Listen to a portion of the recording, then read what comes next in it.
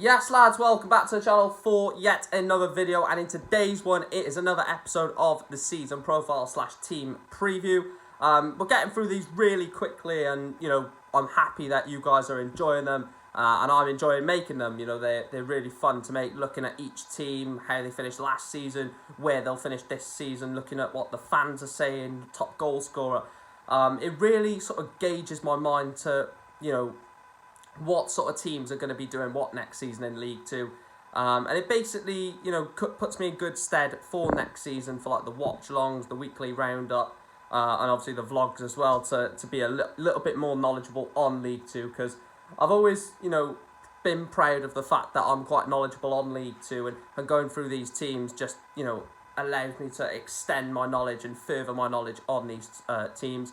This video was meant to be out yesterday, however, due to the fact that I've done a Newport vs Cardiff City watch-along and a match review. Thank you for your support on both of them. Absolutely amazing. Both of them are nearly on 1k, which is absolutely fantastic for a friendly. So big up to yourselves for that.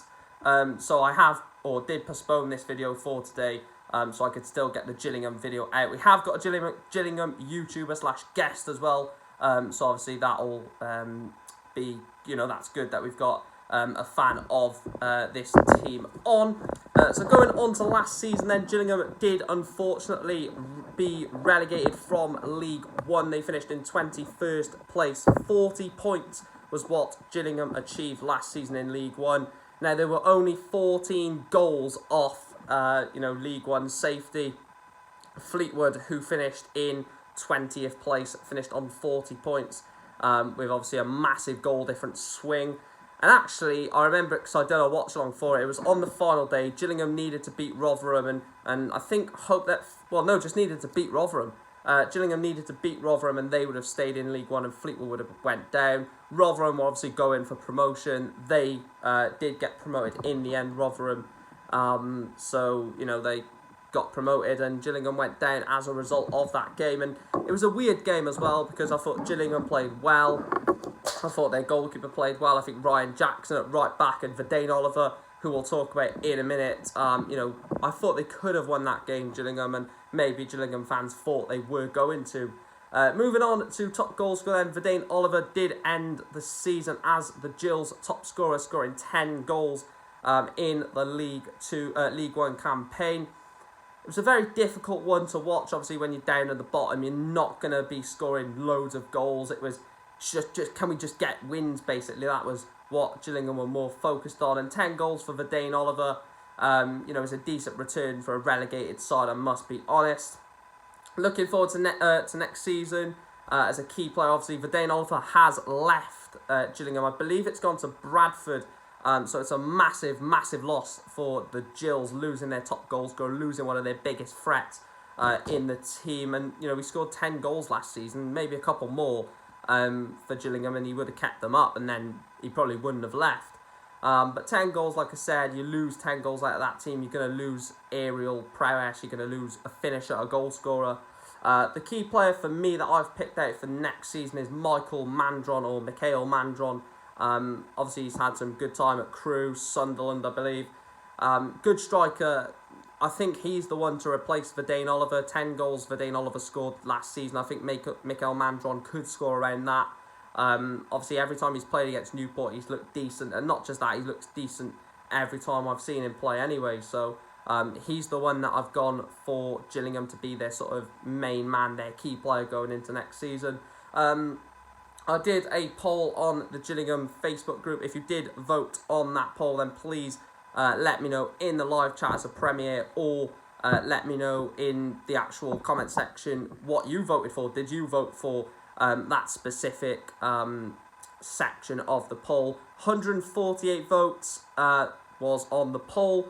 7% said that Gillingham will finish inside the top 3, with 9% saying that they will finish inside the playoffs. So 11% inside the top 7, according to Gillingham fans.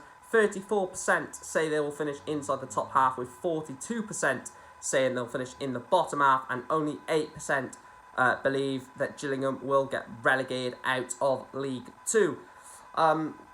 So looking at that then, it's obviously a massive majority of that 75% of that vote, 76% of that vote saying that Gillingham will finish between the top half and the bottom half. So, you know, they're looking at a mid-table finish, and I think a mid-table finish for a recently relegated side wouldn't be the end of the world. I potentially think they'll finish a lot higher than mid-table. Personally, I'm going to have to review them sort of predictions before I make my League 2 predictions a few days before the League 2 season starts.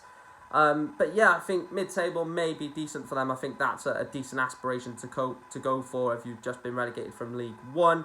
Like I said, we have got a Gillingham guest on, so let's hand it over to him to see what he thinks about Gillingham's potential in next season. Gills in the Blood TV, handing it over to you, and then I will see you at the end of it.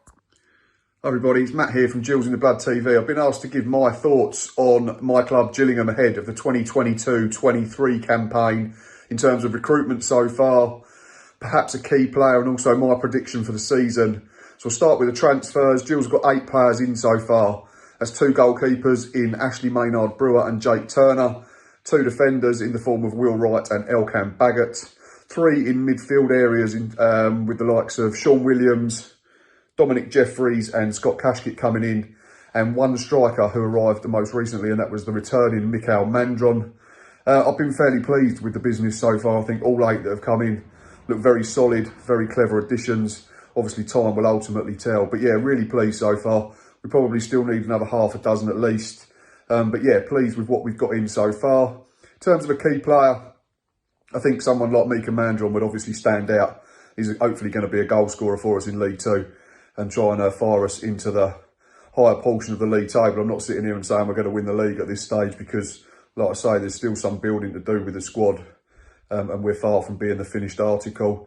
Not actually going to predict a league position per se, but what I will say is I think it may take a little time for us to gel because we're still trying to get this squad together. We was left with only 7 contracted players after our relegation from League 1.